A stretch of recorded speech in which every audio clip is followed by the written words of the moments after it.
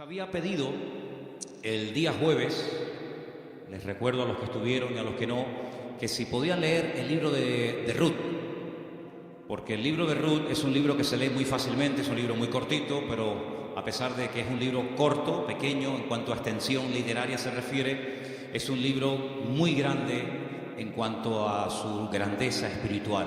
Encontramos unas lecciones realmente maravillosas, Así que en esta tarde vamos a disfrutar de la exposición de la palabra a través del libro de Ruth y vamos a orar en este momentito para pedir la bendición del Señor. Queremos como siempre dar la bienvenida a todos, especialmente a los que probablemente esta tarde estén por primera vez. Yo veo caras nuevas en esta tarde, espero que estén a gusto, que estén cómodos y que podamos disfrutar todos de la palabra del Señor en este momento. Padre Celestial, te damos muchas gracias por este tiempo hermoso de alabanza, de adoración que hemos tenido. Gracias, Padre, por este lugar que tú nos has provisto para alabar y adorar tu nombre. Queremos pedirte en esta tarde que bendigas, Señor, este estudio de tu palabra, que seamos buena tierra donde pueda ser sembrada tu bendita y poderosa palabra. Quita todo obstáculo, todo impedimento, abre nuestra mente, nuestro corazón, nuestro oído espiritual, para que podamos aprender y descubrir las maravillas de tu palabra, Señor. Ponemos delante de ti, pedimos tu bendición, que todo cuanto aquí se haga y se diga sea para tu gloria y tu honra. Gracias también por los hermanos de diferentes naciones que en este momento a través de internet están en sus hogares, en sus países, también escuchando tu palabra. Bendícelos también a ellos y a todos y a cada uno de nosotros. Aquí estamos para aprender de ti. En el nombre de tu amado Hijo Jesús. Amén y amén. Vamos al libro de Ruth, por favor, rápidamente. Ya se han leído unos versículos en esta tarde. Para los que han leído el libro, saben perfectamente que es un libro que está a continuación de la historia de los jueces, lo cual no significa que ya la historia de los jueces pasó al pasado, a la historia, y comienza una etapa nueva, sino que la historia de la familia de Elimelech y su esposa, Noemí, y de sus hijos, se lleva a cabo durante el período de los jueces.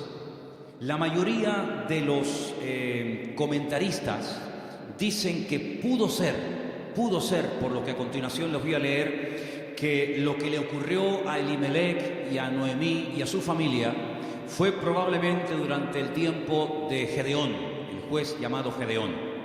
Por una sencilla razón, porque dice en el libro de los jueces que durante el tiempo de Gedeón, el pueblo de Israel hizo lo malo ante los ojos del Señor. Y el Señor ya les había dicho muy claramente que una de las cosas que le podían ocurrir en el futuro, que de hecho ocurrió, es que vendría hambre a la tierra.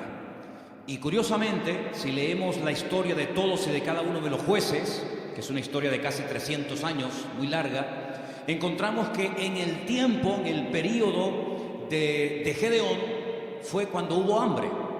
Dice que eran los madianitas, que subían de su país, subían de la parte donde ellos estaban, y dice que subían justamente en el tiempo de la cosecha y arrasaban con todo. Dejaban al pueblo muerto de hambre, el pueblo entró en una crisis económica, la gente tuvo que ir al monte a esconder en cuevas, y es cuando ellos claman al Señor y el Señor levanta a Gedeón. Así que ya nos hemos situado. La historia que vamos a contar esta tarde se llevó a cabo probablemente durante el tiempo del juez llamado Gedeón. Los personajes principales que aparecen en el capítulo 1 ya los conocéis. Elimelech, que es el padre de la familia, cuyo nombre significa mi Dios es rey. Eli, mi Dios, Melech, rey. El nombre de su esposa es Noemí, significa dulce, significa placentera. Tenía dos hijos. El mayor se llamaba, como dice aquí, versículo 2 de Ruth capítulo 1, Malón y Kelión. Malón significa débil, enfermizo. Probablemente era un joven, un niño que desde pequeñito fue muy enfermito, y los padres lo vieron así muy flaquito, muy raquítico, y le pusieron este nombre que espero que no se le ocurra ponerle a ninguno de ustedes a sus hijos. ¿Cómo se llama el niño? Enfermito, debilucho. Y el otro no se queda atrás. El otro, Kelión, significa abatido o consumido. Dicho en términos modernos, el hecho polvo de la familia. ¿Qué familia? Bueno, ellos viven en una pequeña población llamada Bet-Lehem, cuyo nombre significa la casa del pan, en la provincia de Judea, el mismo pueblo donde tiempo más tarde nacería el rey David y donde mucho tiempo después nacería nada más y nada menos que el Mesías, el Señor Jesucristo. Ellos ven que el país está pasando por un momento terrible, diríamos hoy en día de paro, de crisis, de pobreza, de miseria, y deciden irse a vivir al extranjero, concretamente a Moab. ¿Qué país sería hoy en día Moab? Bueno, sería el territorio que ocupa Jordania, ¿vale? Hay muchos lugares desde Israel, estando uno viajando por la carretera de Israel, que lo que separa a Jordania de Israel es simplemente la frontera natural del río Jordán y la frontera natural del Mar Muerto. Si tú estás en Israel y ves perfectamente Jordania enfrente de ti. Bueno, pues a ese país llamado Moab, en aquel momento, es donde Elimelech dice, bueno, vámonos de aquí porque aquí nos vamos a morir de hambre, no hay trabajo, no, hay hambre, hay escasez, y se van a vivir a Moab. Los moabitas, como ustedes saben, es para situarnos un poquito, los moabitas eran descendientes de una de las hijas de Lot. Ustedes se acuerdan que cuando Sodoma y Gomorra fue destruida, las hijas de Lot pensaban que el único hombre que quedó vivo de toda la tierra era su padre. Y entonces ellas deciden emborrachar a su padre, mantienen relaciones con él y de esa manera pues la raza humana no se extinguiría. Y entonces una queda embarazada, la mayor, su hijo lo llaman Moab, de ahí vienen todos los moabitas, todos los que son hoy en día de Jordania, y también los amonitas, la otra hija. Eran idólatras, el dios principal que se adoraba en Moab era Quemos, una idolatría terrible, y a ese lugar, simplemente porque hay trabajo y simplemente porque hay comida, sin importarle el ambiente espiritual donde va a meter a su familia, allí se va Elimelech, el aventurero, y claro, con el paso del tiempo, lo que pareció o empezó muy bonito, termina en una auténtica tragedia. La Biblia nos enseña que el padre muere, Elimelech muere, no sabemos de qué. Noemí quedó viuda, pero tenía 2 hijos, y los hijos eran los responsables de cuidar de sus padres cuando estos eran mayores o quedaban viudos. Pero con tan mala suerte, dirían algunos, que sus 2 hijos, da a entender el texto que murieron los 2 en el mismo tiempo, el mayor y el menor. Los judíos entienden que esto fue una especie de castigo o de consecuencia de haber depositado su confianza en los campos de Moab en vez de en el Dios vivo. Y es que yo creo que problemas vamos a tener siempre durante toda la vida. Ahí no está la cuestión. La pregunta es, ¿cómo vamos a reaccionar los creyentes cuando tengamos problemas? Porque cómo reacciona la gente del mundo, ya lo sabemos. Pero ¿cómo debe de reaccionar un hijo, una hija de Dios, una familia cristiana, creyente en el Señor, cuando vienen tiempos difíciles?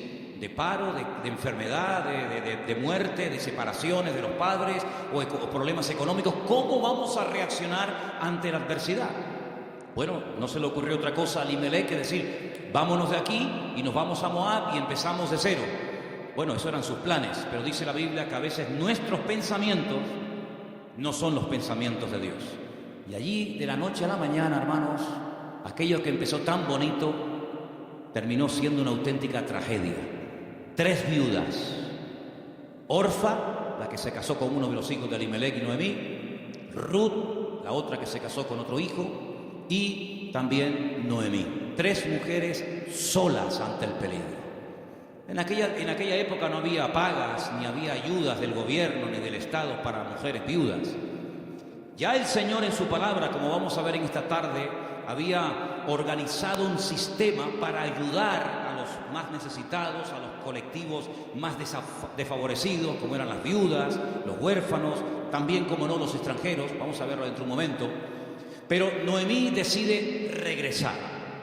Ahora, si ustedes han leído detenidamente el libro, se van a dar cuenta que lo más probable es que las propiedades, sobre todo las tierras que eran en su día de Elimelec, él las tuvo que vender o hipotecar para poder marcharse con su familia al extranjero. Eso es algo que ha hecho muchísima gente que han venido de otras naciones. Tal vez en esta tarde hay alguien aquí entre nosotros que dice, pues eso es lo que yo he tenido que hacer. He tenido que hipotecar mi casa o pedir un préstamo a un banco o vender un terreno que yo tenía en Bolivia, en Argentina, en Ecuador, en Brasil o donde fuera para poder venir a España, a Europa y empezar una vida nueva.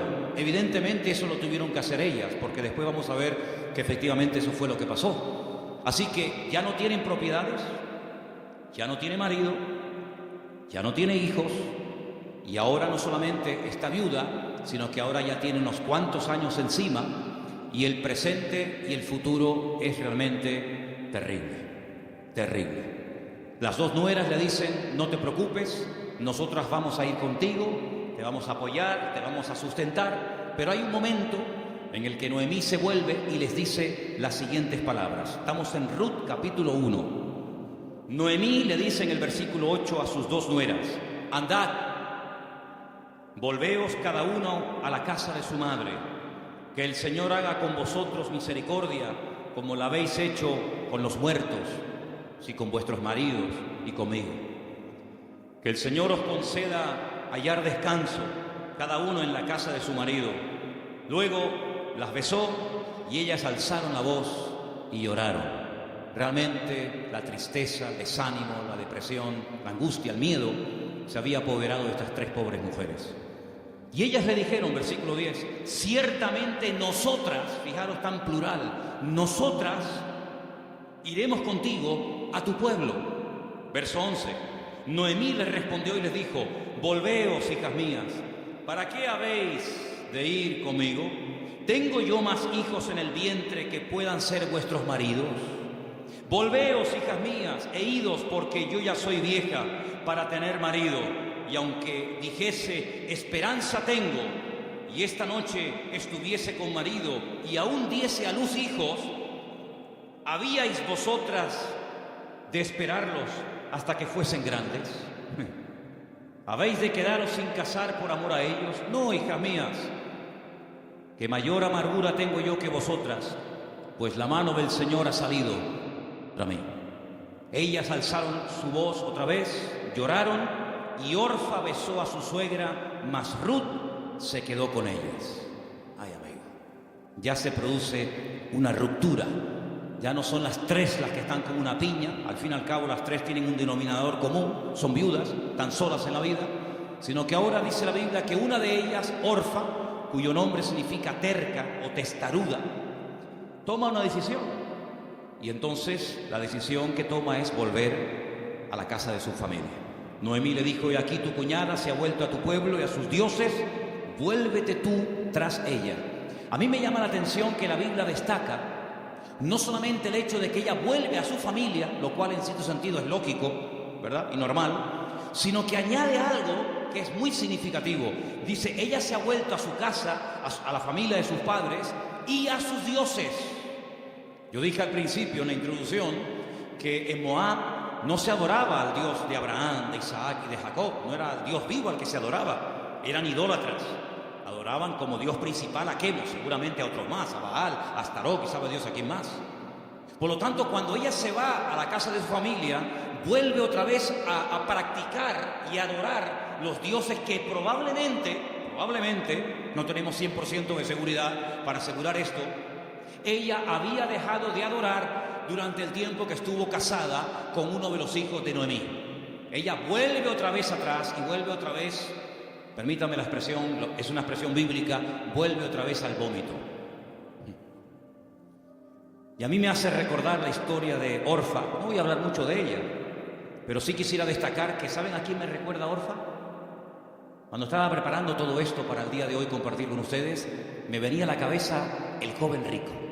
¿Os acordáis de la historia del joven rico?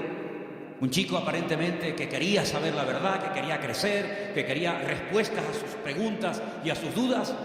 Y cuando el mismísimo Señor Jesucristo le dice, tú has hecho esto y esto y esto y esto, y está muy bien, pero yo observo, yo noto que a ti te hace falta una cosa en la vida. y te voy a decir qué es lo que a ti te hace falta. Y se lo dice, y dice que se puso muy triste y dio media vuelta y se marchó, y ahí acaba la historia del joven rico. A pesar de que el Señor le dijo algo tremendo, ven conmigo, pero él no estuvo dispuesto a pagar el precio. Viendo Noemí que una de sus nueras se ha vuelto atrás a sus dioses, a su antigua vida, le dice a la otra que le queda, a Ruth, versículo 15, he aquí tu cuñada se ha vuelto a su pueblo y a sus dioses, vuelve tú tras ella. Y ahora viene una de las declaraciones más hermosas de toda la Biblia, versículos que mucha gente sabe de memoria, porque son una declaración muy profunda de lo convencida que estaba, de lo dispuesta que estaba Ruth de no dar marcha atrás. Los leo, versículos 16 y 17. Ruth le dice, no me ruegues que te deje y me aparte de ti, porque a donde quiera que tú fueres, iré yo. Donde quiera que vivieres, viviré. Tu pueblo será mi pueblo, y tu Dios será mi Dios. Donde tú murieres, moriré yo, y allí seré sepultada. Así me haga el Señor y aún me añada, que solo la muerte hará separación entre nosotras dos. ¿Cuántos dicen amén? Y allí se van estas dos mujeres. Claro, lógicamente Noemí es mucho más mayor que Ruth, pero allí emprende una aventura rumbo a lo desconocido. Se va Ruth a un país que no conoce, solamente de oídas, donde las costumbres, la religión, por decirlo de alguna manera, las leyes son completamente diferentes a la cultura, al país en el cual ella ha vivido durante toda su vida.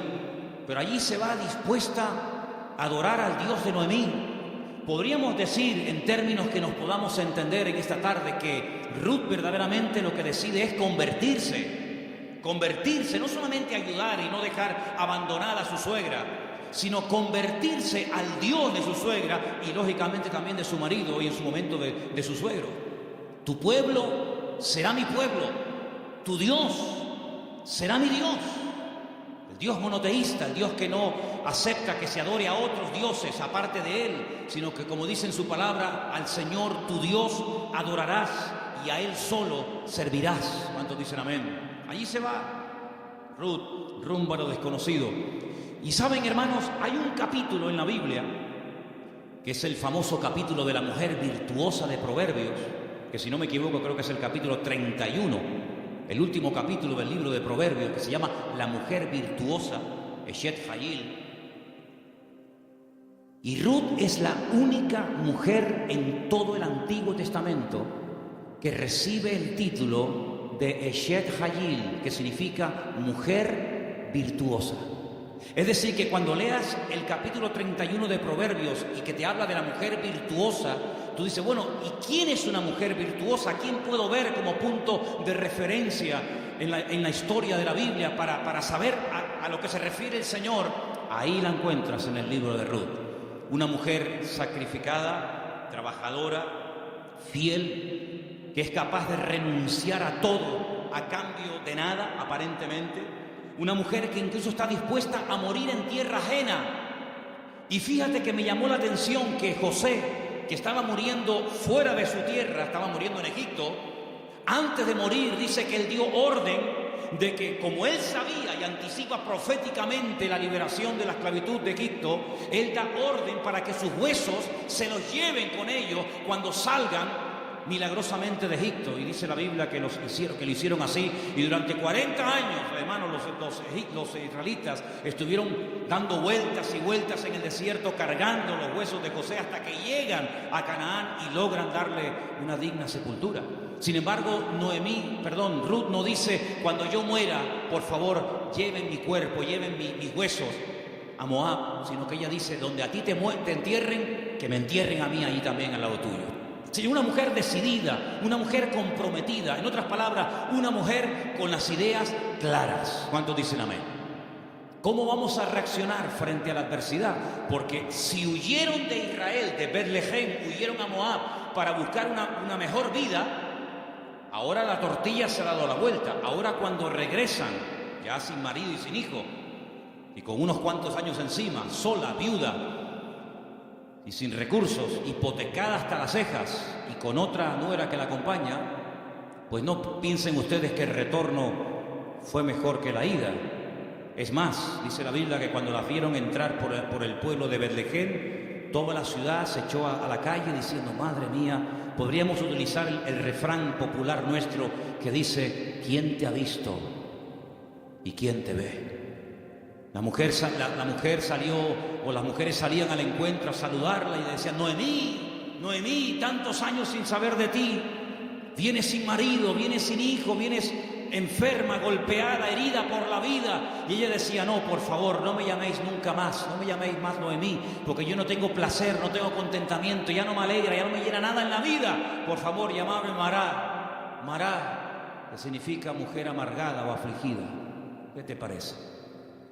Y ahora uno dice: bueno, ¿y ahora qué? ¿Ahora qué? ¿A qué se van a dedicar estas mujeres? Ahora sí quiero que vayamos al libro de Levítico, donde hay unos versículos que pocas veces se leen, pero vamos a ver que son muy interesantes, porque en ese pasaje de Levítico, capítulo 19, del 9 al 10, no sé si ustedes lo tenían buscado, ¿no? Capítulo 19 de Levítico, vamos a leer una ley que solamente existía en el pueblo de Israel en aquel tiempo, y es una ley tan extraordinaria, tan increíble, que fue lo que ayudó en cierto sentido a restaurar la vida de Ruth y de Noemí en aquel nuevo país para ella. Levítico capítulo 19, versículos 9 y 10, el Señor dice en su palabra: cuando ciegues la mies de tu tierra, no segarás hasta el último rincón de ella, ni espigarás tu tierra segada. No rebuscarás tu viña, ni recogerás el fruto caído de tu viña. Para el pobre y para el extranjero lo dejarás, dice el Señor. ¿Qué es lo que hacía la gente? Cuando iba a coger la cosecha, arrasaban con todo. Y si se caía un racimo de uvas, o se caía una espiga de trigo, o de cebada, o de lo que fuera, daban marcha atrás y lo recogían. Y si alguien se metía en aquel campo después del tiempo de la siega, estaba pelado, no había nada. Sin embargo, el Señor dice: ustedes van a ser diferentes. Esto es una ley donde el Señor muestra su amor y su compasión por el pobre, por el huérfano, por la viuda, por el extranjero, por el que no tiene prácticamente ningún recurso para buscarse la vida, como el caso de Ruth y de Noemí. Ustedes, cuando vayan a segar, no sean avariciosos, no quieran acapararlo todo. Oye, si se cae una espiga, déjala.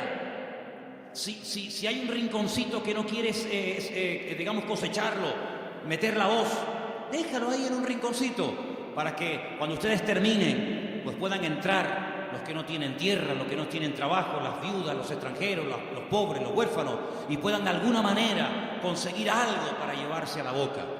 Y eso es lo que utiliza Ruth. Como ella sabe, evidentemente por los labios y por la influencia buena de Noemí sobre ella, le dice: vete a espigar, vete hoy a buscar la vida. Noemí, ¿a dónde va a ir la pobre? Si la pobre ya está vieja, está enferma, está cansada, está desanimada, pero allí se va Ruth. Y si ustedes han leído el libro, dice que se va antes de la salida del sol, y cuando llega la noche aún está espigando en el campo. Es increíble. Ella podía haber recogido menos, pero ella está recogiendo para ella y también para su suegra Noemí. Y hay un momento en el que la invitan a comer. El dueño del terreno, un tal Booz, del cual hablaremos ahora, dice ¿esta mujer quién es? Dice: esta es la nuera de Noemí, lleva todo el día trabajando. Dice: denle de beber agua. Y cuando llega la hora del almuerzo, cuando llega la hora de la comida, la Biblia dice que la invitan a comer.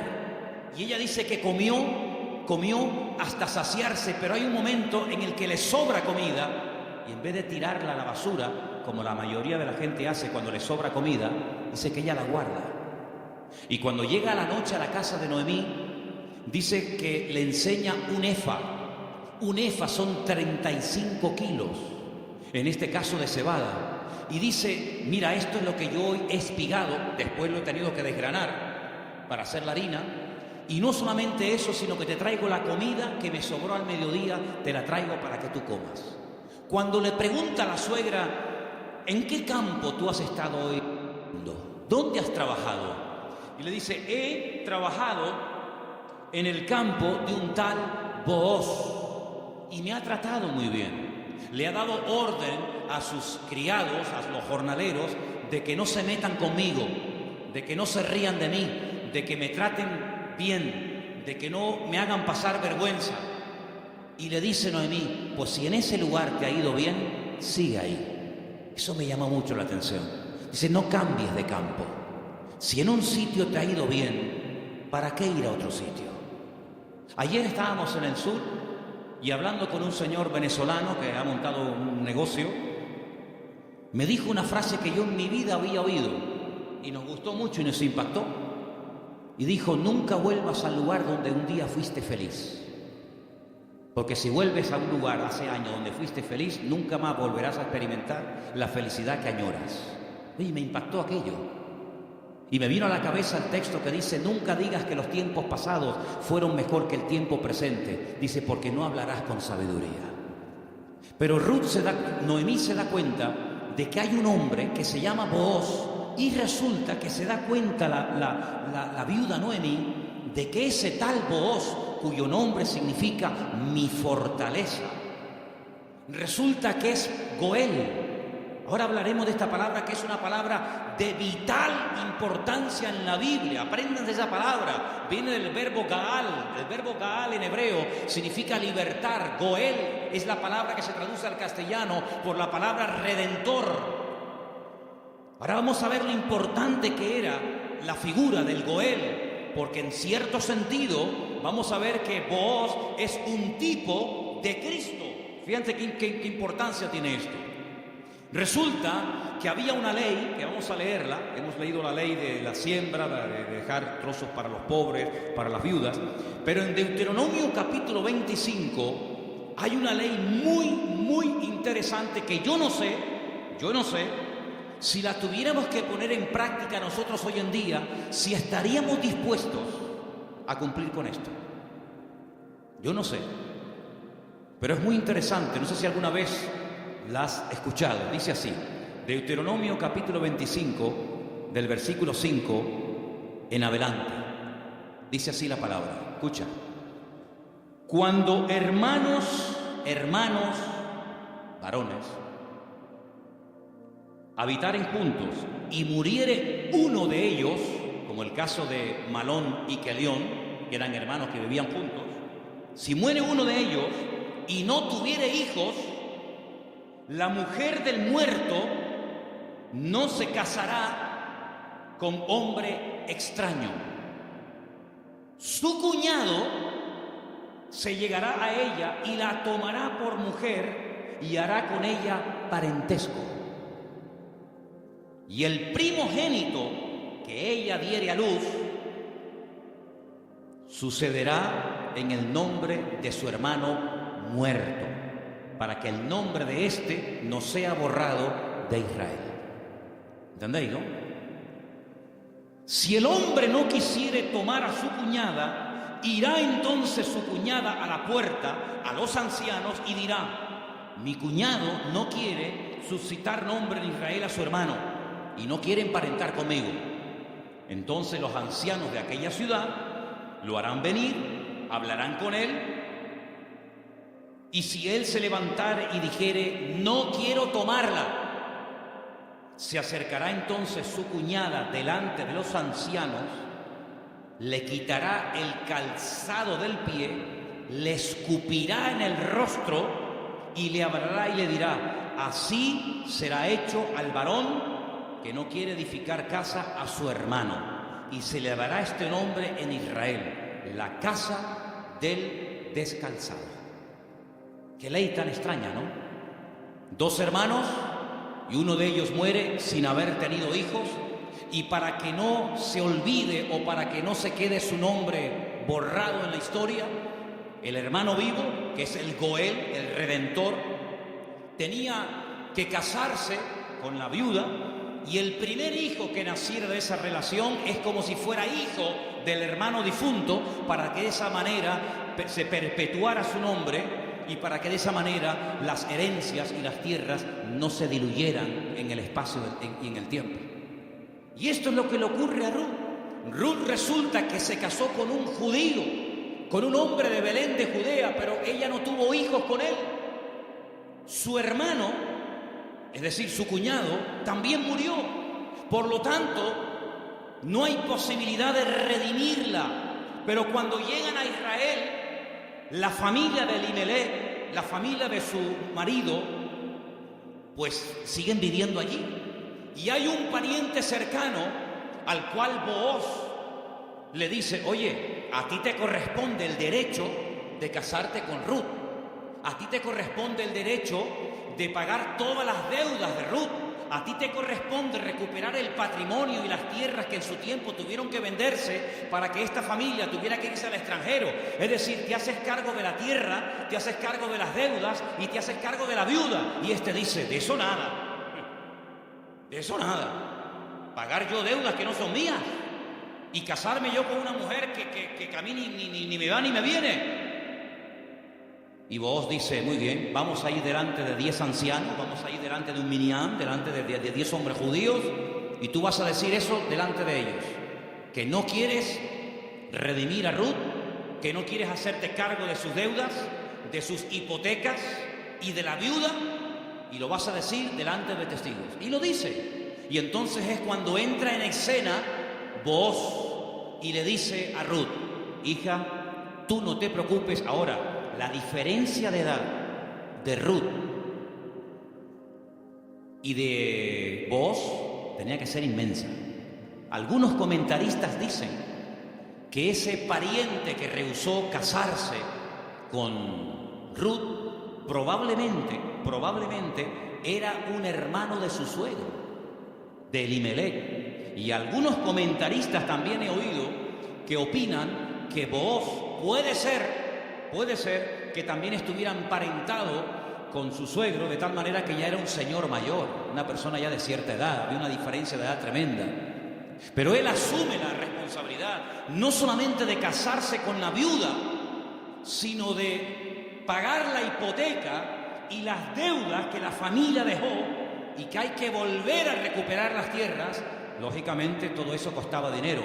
Solamente había dos posibilidades de que en Israel una persona que se desprendiera de patrimonio pudiera volver a recuperarlo. Solamente había dos formas. Una, que llegara el año de jubileo. ¿El año de jubileo qué era? Era una celebración, una fiesta que se llevaba a cabo cada 50 años.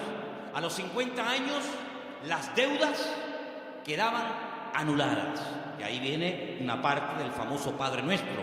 Padre Nuestro, perdona nuestras deudas como nosotros también perdonamos a nuestros deudores. Está inspirado un poco en el año de jubileo. Los que eran esclavos se les daba la libertad. Si alguno no quisiera, había todo un proceso para poder volver a retenerlo. Y si alguien había tenido que vender por cuestiones económicas, por necesidad, una propiedad, un terreno, cuando llegaba el año de jubileo, repito, cada 50 años, bueno, todo volvía otra vez a sus dueños originales. ¿Para qué esta ley? Para recordarle al pueblo de Israel que la usura, el querer cada vez tener más y más y más y más y más, a cambio de las desgracias ajenas, eso no se podía dar en el pueblo de Israel. Cada 50 años se empezaba de cero. Nadie le debe nada a nadie. Los ricos no iban a ser cada vez más ricos y los pobres cada vez iban a ser más pobres. De esa manera era una ley justa, una ley donde se le daba oportunidad al que se había endeudado y jamás iba a poder pagar las deudas. Fíjate qué terrible la ley de los desahucios en España.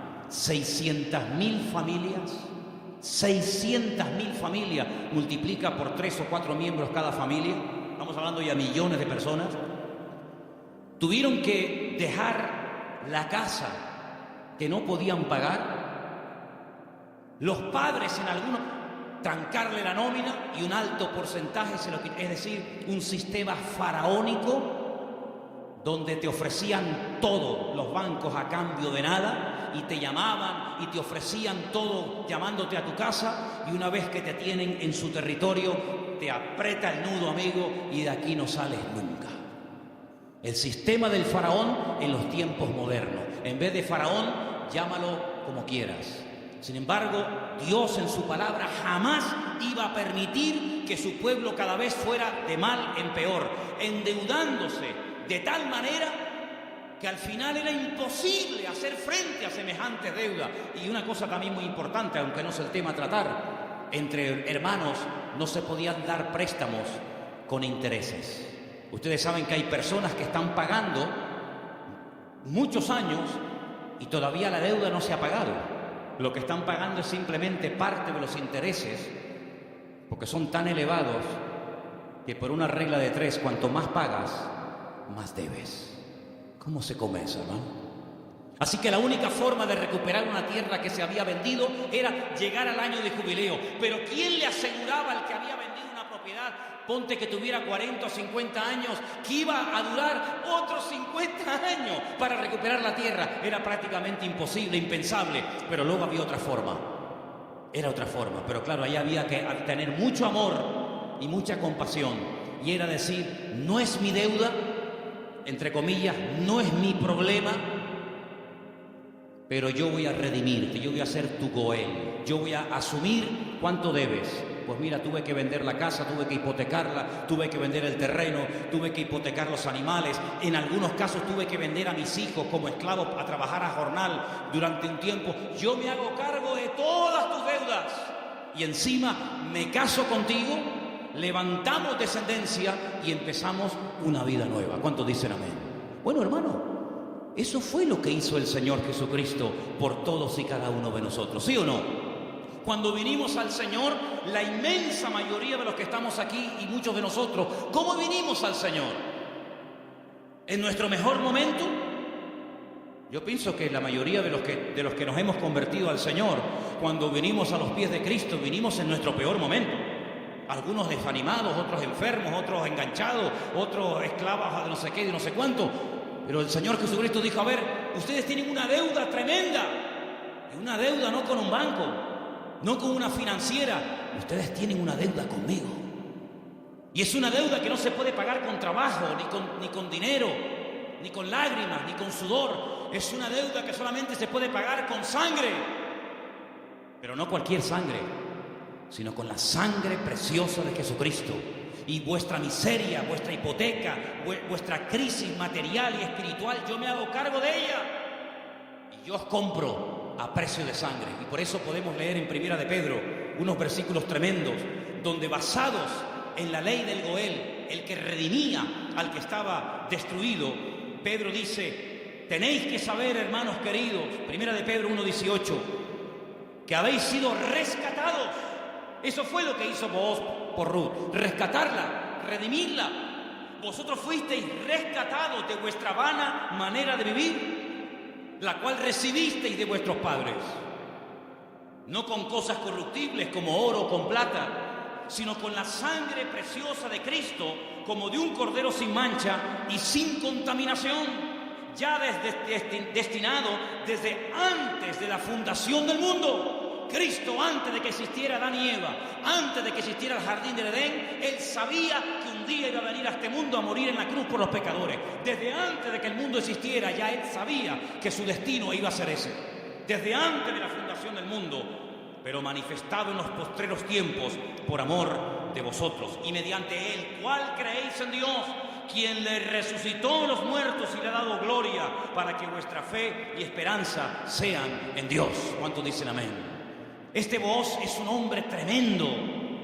Es un hombre que dice, bueno, yo soy rico, tengo tierras, tengo de todo. ¿Qué necesidad tengo yo de meterme ahora, permítame, en estos líos, asumir deudas que yo no contraje? Si Elimelech hipotecó sus tierras y tuvo que vender sus casas, ¿a mí qué me importa?, diría alguno. Y si tuvo que irse al extranjero a buscarse la vida, y si allí murió él y sus hijos, y ahora hay una serie de mujeres que están las pobrecitas sin nada en la vida, ¿yo qué tengo que ver con todo esto? Pero vos no es un hombre frío, insensible. Vos es un hijo de Dios. Y los hijos de Dios tenemos corazón, no solamente cabeza. ¿Cuántos dicen amén?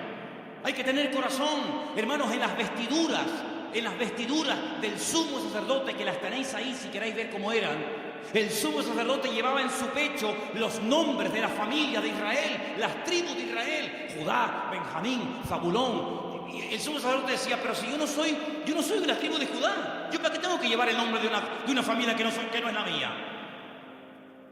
¿Por qué tengo yo que llevar en mi pecho el nombre de la tribu de Zabulón si yo soy levita? Pero es que el Señor le enseñó al pueblo de Israel a través del sumo sacerdote que para servir a Dios y para creer en el Señor y hacer su voluntad, uno tiene que tener corazón. ¿Cuántos dicen amén? Hay tanta insensibilidad, hermano, incluso en el pueblo de Dios. Sí, dicen que España es un país muy solidario, el país de más donaciones de órganos del mundo. Sí, está muy bonito. Pero hermanos, el mundo no nos tiene que dar ejemplos a nosotros, ni lecciones de solidaridad y de amor, sino que somos nosotros los que deberíamos ser la gente más solidaria y los que más apoyamos al necesitado del mundo, porque para eso el Señor nos ha puesto en esta tierra. Y vos dijo: no, yo no me voy a limpiar las manos como tú que te has limpiado las manos. Porque los que habéis leído el libro, os habéis dado cuenta que cuando al pariente cercano le dicen: oye, que hay unas tierras que son preciosas, están abandonadas, porque Elimelech se tuvo que ir al extranjero, pero son unas tierras hermosas. Este dijo: uy, estas son para mí, porque ahora junto las mías con las de Elimelech, y cuando yo me muera, mis hijos tendrán más herencia. Y tiene unos campos, y tiene unos olivares, y tiene, pero vos le dices: pero espérate un momento. No solamente hay que recuperar tierras y propiedades, sino que aquí hay algo muy importante, y es que aquí hay una vida. Aquí no solamente hablamos de cosas, aquí hablamos de seres humanos. Qué interesante que Faraón decía: llévense las bestias, llévense los animales, pero déjenme las mujeres y los niños aquí. Qué curioso, ¿no? Interesante, ¿no? Y vos dijo: no, si tú no quieres hacerte cargo de esta situación y no quieres coger todo el paquete, sino lo que te interesa, y renuncias, entonces yo hago acto de presencia. Y ahí entra vos en escena, y dice la Biblia que se casan, y desde el momento en el que Ruth entra en contacto con vos, su vida cambió radicalmente. Pero yo pregunto: ¿y este hombre tan bueno, tan solidario, con un corazón de oro, que sin comérselo ni bebérselo se encuentra de la noche a la mañana teniendo que asumir una responsabilidad tremenda de atender a una viuda, con lo que eso conlleva, de atender también a una suegra que no era la suya, pero que viene en el paquete también incluida, de tierra, de hipoteca? Este pedazo de hombre, ¿de dónde salió? Algunas hermanas solteras que están orando para tener un compañero, un varón en la vida, dice: pero Señor, súpleme un Booz. ¿Dónde están esos hombres? Bueno, yo no sé dónde están, pero yo te digo una cosa: yo sé de dónde salió este. ¿Sabes de quién es hijo vos? ¿Tú te acuerdas cuando un día el general Josué le dice a dos de sus soldados: vamos a entrar a Canaán, cosa que Moisés no logró hacer? A nosotros nos corresponde ahora entrar y tomar posesión de la tierra. Pero antes de entrar, vamos a hacer algo. Voy a mandar a 2 espías, no exploradores como los que mandó Moisés, que fueron unos inútiles, sino 2 espías, 2 hombres que entren secretamente, y cuando vengan nos digan qué estrategia tenemos que emplear para atacar este pedazo de ciudad con doble muro, cerrada, imposible de conquistar. Y ahí se van estos 2 hombres, y van y se quedan en una casa de prostitución. Y algunos dirán: ¿y cómo 2 hombres del pueblo de Israel se van a semejante lugar? Bueno, no es que fueron a pecar, sino que era el lugar donde 2 extranjeros pasarían desapercibidos perfectamente, porque por allí entraban y salían muchos. Y allí contactaron con la dueña de aquel negocio, por llamarlo de alguna manera, y la dueña una noche en una habitación les dice: yo sé quiénes son ustedes, yo sé de qué país sois, yo sé que vosotros sois israelitas, y yo he oído lo que vuestro Dios ha hecho por vosotros.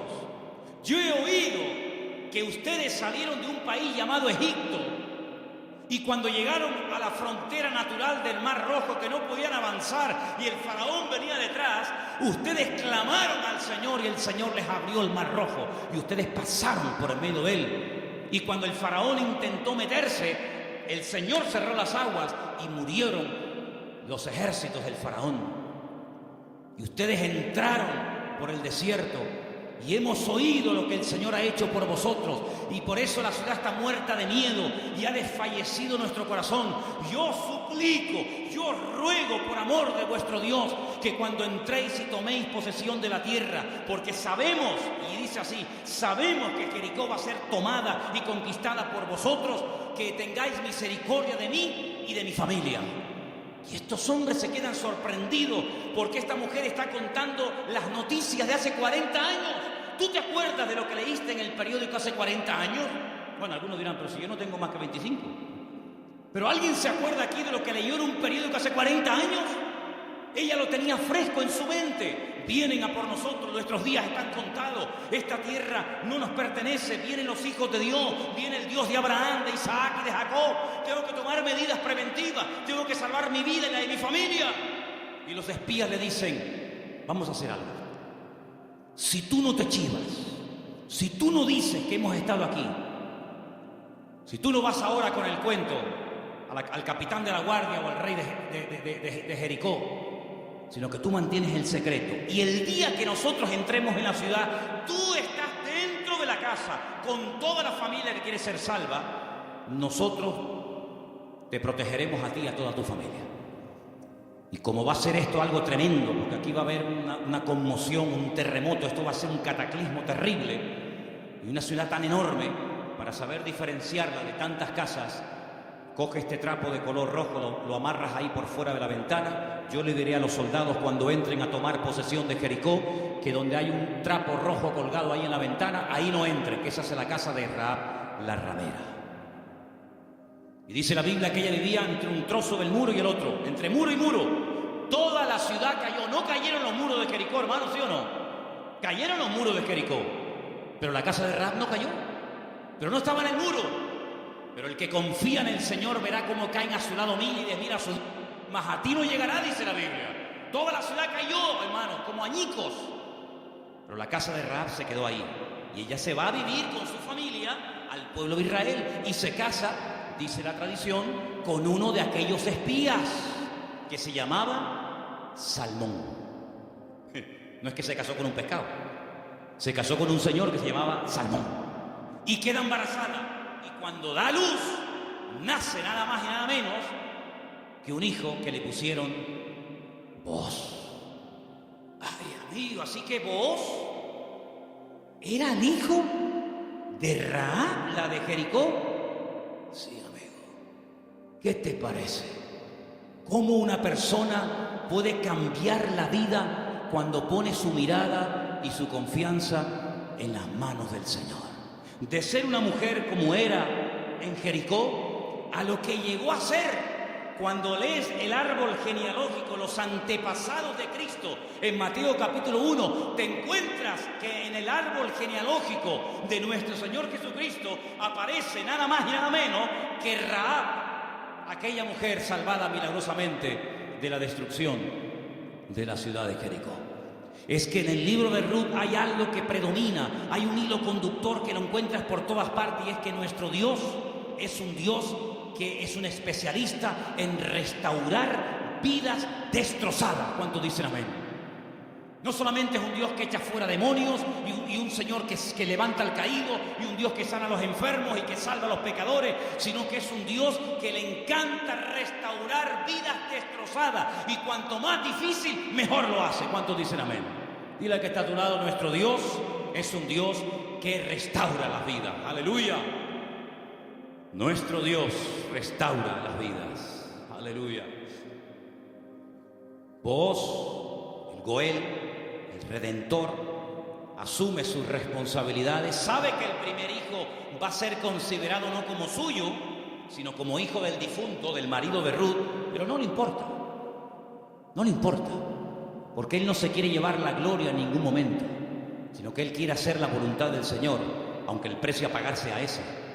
Y por querer preservar el nombre, la memoria, el recuerdo del primer marido de Ruth, este hombre pasa a la historia por ser un gran hombre de Dios. ¿Te das cuenta? Lo que uno siembra es lo que uno cosecha. ¿Cuántos dicen amén? Ahora, no solamente el Goel, el Redentor, era el responsable de pagar las deudas del difunto y recuperar las tierras y casarse con la viuda, sino que hay un elemento que quiero mencionarlo de pasada, no aparece en el libro de Ruth, pero lo quiero comentar, y es que era el responsable de vengar la sangre, era el vengador de la sangre. Es decir, si por ejemplo al marido de Ruth lo hubieran matado, en vez de morir de una enfermedad, como aparentemente parece que murió, lo hubieran matado, Booz tenía la obligación de vengar la sangre del marido de Ruth. Era el que vengaba la sangre derramada inocentemente por cualquier persona. Pero eso no lo quiero tocar, pero también entra dentro de la responsabilidad del Goel. Ahora, hay 3 versículos que vamos a leer en esta tarde que son muy bonitos y muy interesantes, y por favor presten atención. Salmos 119, 154. Defiende mi causa y redímeme, vivifícame con tu palabra. Vuélvelo a leer otra vez, por favor. Defiende mi causa y redímeme, vivifícame con tu palabra. La figura del Redentor, la figura del Goel, estaba tan impregnada en la cultura judía, en la cultura bíblica, que los salmistas, los que escriben salmos y otras porciones de la Biblia, conociendo la importancia de este personaje tan trascendental para poder restaurar vidas destruidas, se inspiran en esa figura, y entonces el salmista, que seguramente es el autor del Salmo 119, el rey David, dice: redímeme, sé tú mi Goel. Fíjate qué importante era la figura del Goel en aquellos tiempos. Proverbios 23:11, por favor. Porque el defensor de ellos es el fuerte, el cual juzgará la causa de ellos contra ti. Ahí está, el Señor haciendo las veces del fuerte, del protector, del que cuida, del que redime, del que ayuda a levantar al que ha tropezado y caído. Realmente es algo realmente extraordinario. Y el último texto, Isaías 41:14. No temas, gusano de Jacob, oh vosotros los pocos de Israel. Yo soy tu socorro, dice Jehová, el Santo de Israel es tu Redentor. Amén. El Santo de Israel es tu Goel, es tu Redentor. Él es el que se va a encargar. Ahora, hermano, déjenme que les diga algo. El Goel, el Redentor, ¿de qué se hacía cargo? ¿Solamente de la viuda? ¿Solamente de las deudas? Se hacía cargo de todo. El primero renunció porque quería parte de la tierra, pero no quería asumir la responsabilidad de casarse con la viuda. Booz dice: no, todo o nada. Las deudas, las hipotecas, lo que se perdió, y también de la viuda. Y hermanos, el Señor Jesucristo, cuando ha venido a nuestra vida, ¿de qué se ha hecho cargo? ¿De perdonar solamente nuestros pecados? Bueno, gloria a Dios, si solamente hubiera hecho eso el Señor, perdonar nuestros pecados y prometernos la vida eterna, bueno, gloria a Dios.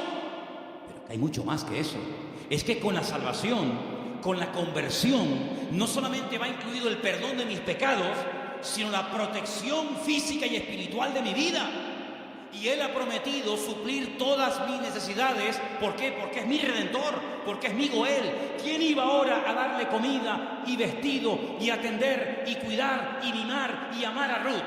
Pues tú, que para eso te has casado con ella, el Goel, el Redentor. Bueno, pues eso es lo que el Señor ha hecho con nosotros. En ciertos sentidos, como que se ha casado Dios con su pueblo. A su pueblo le llama su cuerpo. Ese cuerpo tiene una cabeza que es Cristo. Y Él es el que se encarga de todos y de cada uno de los detalles de nuestra vida. Pues yo no entiendo cuando hay creyentes que tienen una fe muy grande para una cosa y luego para otro dudan. Pero que el Señor se ha hecho cargo y ha comprado todo. Tus deudas, tus enfermedades, tus desánimos, tus miedos, tus angustias, tus complejos, tu pecado, todo lo ha comprado el Señor. Y Él va a hacer una obra total y completa en la vida de todos y de cada uno de nosotros. ¿Cuántos dicen amén? Hermanos, en el capítulo 3 del libro de Ruth, en el versículo 1, me llamó la atención leyendo. Yo estuve leyendo en hebreo todo el libro y hay palabras que aparecen que son muy, muy interesantes. Pero hay una que particularmente me llamó la atención. En el versículo 1 dice: después le dijo su suegra Noemí: hija mía, ¿no te he de buscar hogar para ti, para que te vaya bien? Es decir, Noemí dice: yo voy a hacer todo lo posible para que tú a mi lado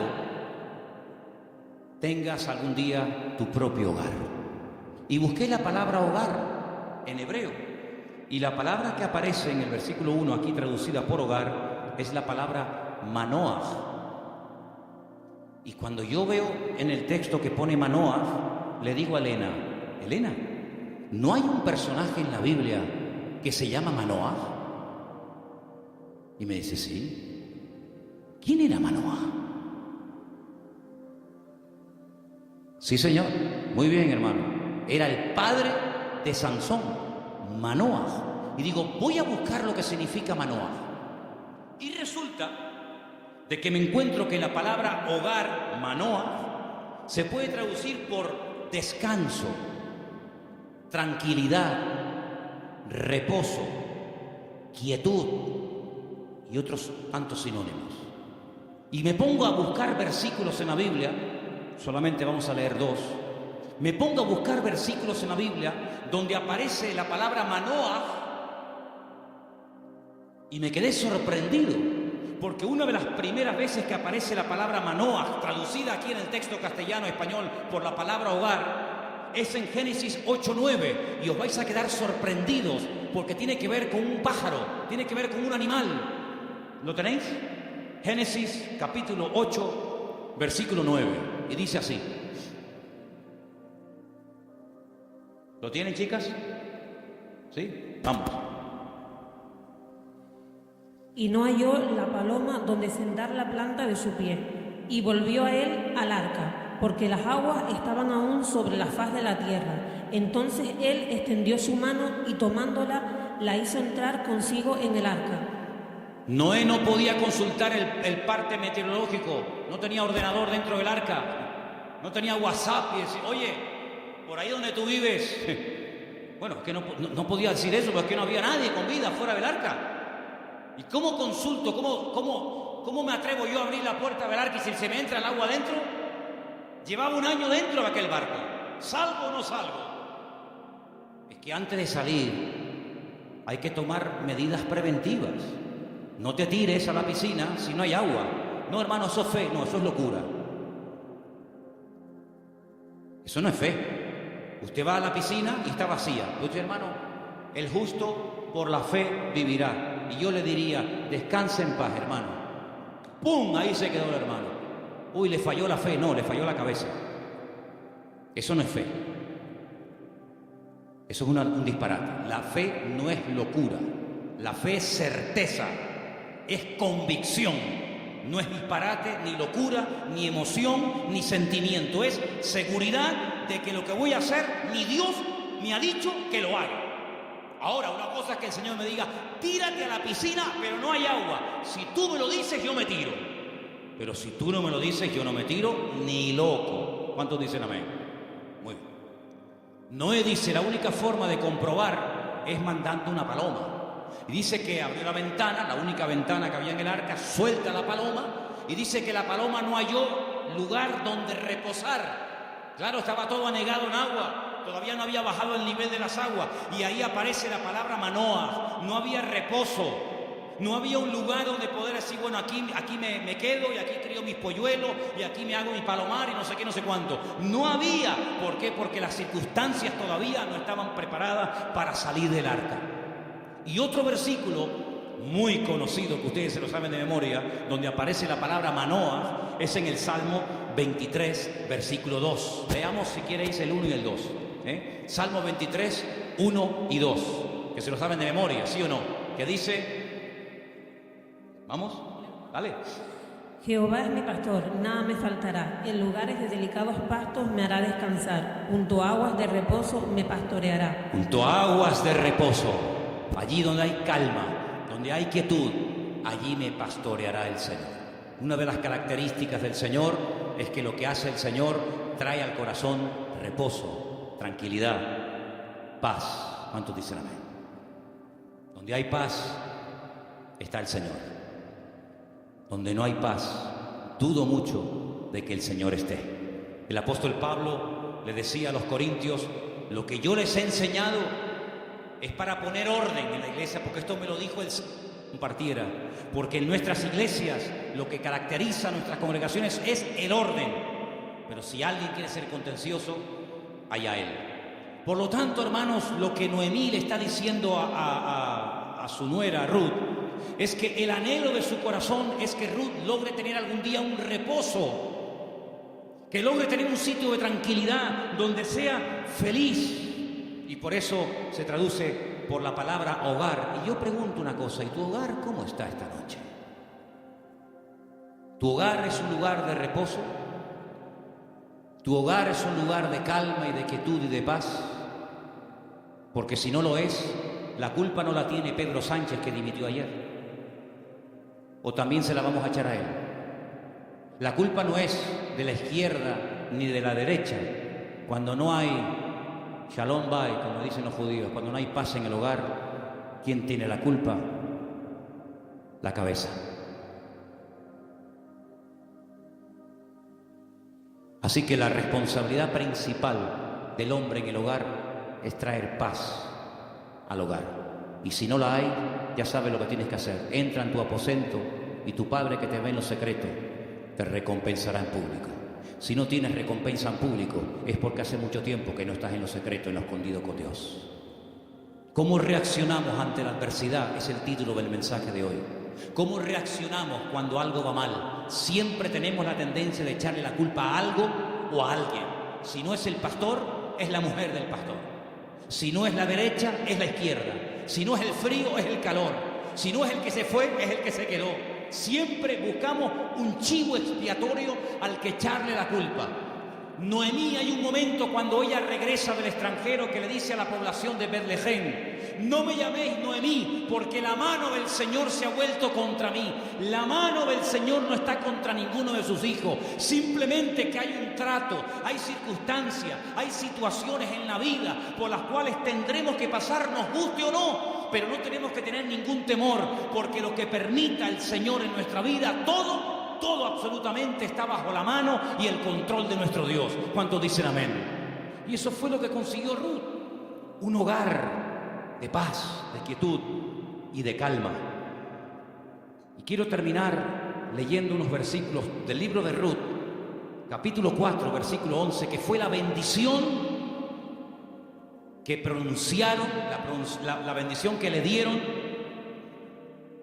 a los que se casaban ese día, a Ruth y a Booz. Capítulo 4, versículo 11. Dijeron los que estaban allí congregados, los testigos, todos los que estaban en el pueblo, desde el pueblo a la puerta con los ancianos, dijeron: testigos somos. El Señor haga a la mujer que entra en tu casa como a Raquel y como a Lea, las cuales edificaron casa de Israel, y tú seas ilustre en Efrata y seas de renombre en Belén, y sea tu casa como la casa de Fares, el que Tamar dio a luz a Judá, por la descendencia que de esta joven te dé el Señor. Y Booz tomó a Ruth y ella fue su mujer, y se llegó a ella, y el Señor le dio que concibiese y diese a luz un hijo. Y hermanos, los últimos versículos del libro de Ruth dicen así, verso 21: Salmón, el papá de Booz, es decir, el suegro de Ruth, engendró a Booz. Booz engendró a Obed, que significa servidor, el que sirva al Señor. Qué bonito, Obed engendró a Isaí, e Isaí engendró a David. Luego, si no me equivoco, Ruth fue bisabuela, ¿sí?, del rey David. ¡Qué cambio, hermanos! ¡Qué cambio! ¿Cómo empieza el libro? Una familia destruida, una familia que no sabe a dónde disparar, que no sabe a dónde irse. Miseria, hambre, he tenido que hipotecar la casa, he tenido que vender los terrenos, sin nada. a la aventura, nos vamos a Moab. Y sin tener en cuenta que el Señor prohibía categóricamente la unión entre el pueblo de Israel y otras razas, resulta que sus hijos, hombre, claro, ¿con quién se casaron Kelión y Maleón? ¿Con quién se casaron los hijos de Noemí y los hijos de Elimelech? ¿Con quién? Pues con mujeres del país donde fueran a vivir. Sí, ese es el futuro que le vas a dar a tus hijos. Si con la cosa de darle un mejor futuro material, has traído la ruina espiritual a tu casa. Claro, ya sabemos que Dios toma lo destruido, lo roto, lo que no es, para hacer maravillas. Pero ¿para qué te vas tú a Moab? ¿Te vas a meter en la boca del lobo? No, es que ya hay trabajo. ¿Y tus hijos? ¿De quién se van a enamorar? ¿Con quién se van a casar? Con mujeres idólatras. La primera responsabilidad de un padre en una casa con sus hijos, más que darle estudios y una buena carrera, es darle un futuro espiritual a sus hijos. Y Moab, dicho sea de paso, no era el mejor lugar para llevar a una familia a vivir. Prueba de ello que mira cómo terminaron. Muertos todos. Todos terminaron muertos, del padre hasta el hijo mayor y hasta el hijo menor. Gloria a Dios que por ahí aparece la misericordia del Señor y que a través de Booz la familia vuelve a remontar vuelo y vuelve a recuperar el ánimo y la esperanza. Pero hermanos, no es tiempo de experimentos. No es tiempo de será por aquí, será por allá, será esto. Vamos a descubrir los principios establecidos por el Señor en su palabra. La vida de un cristiano no es un laboratorio donde hacemos experimentos. Será esta, será aquella, será fulano, será mengano. Vamos a orar seriamente al Señor. Encomienda al Señor tu camino, confía en Él y Él hará. Aleluya. Y no te impacientes por motivo del que prospera en su camino, porque pronto serán cortados y como la hierba verde se secarán, dice la palabra. En otras palabras, aprendamos a esperar en Dios. Mira, consiguió más, mucho más, en poco tiempo Ruth y Noemí en la tierra donde el Señor estaba, que todos los años que Elimelech se pegó en el extranjero, que no le sirvieron absolutamente para nada. La respuesta no estaba en Moab, la respuesta estaba en Belén, más cerca de ellos de lo que se imaginaban. Yo solamente quiero decirte algo. ¿De dónde viene el Señor Jesucristo? Los antepasados de Cristo, ¿quiénes son? ¿No son Obed? ¿No es Booz? ¿No es Rahab? ¿No es Ruth? ¿No es el rey David? ¿No es la tribu de Judá? ¡Claro que lo es! Luego fíjate tú cuando una persona hace, como dice la Escritura, las cosas decentemente y con orden, las bendiciones que a corto y a largo plazo pueden llover y caerle a la vida de esa persona. Por lo tanto, hermano, no te precipites. Espera en el Señor, porque el libro de Ruth es muy pequeñito, 4 capítulos, pero es tan grande en lecciones. Y sobre todo, júntate con el que te puede edificar. Pégate como una lapa. Ustedes saben lo que es una lapa, ¿verdad?